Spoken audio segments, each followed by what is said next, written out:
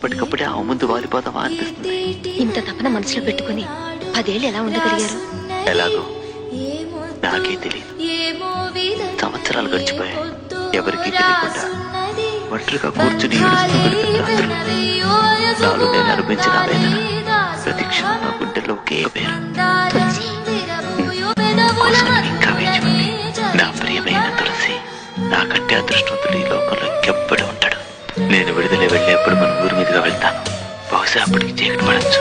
మనం ఎప్పుడు కలుసుకునే ఆ చెట్టు దగ్గర నువ్వు పూజించే ఆ కృష్ణ విగ్రహం ముందు ఒకే ఒక దీపం వెలిగించి పెట్టు. నువ్వు నా కోసం కాచుకున్నావని అది చూసి నేను గ్రహిస్తాను.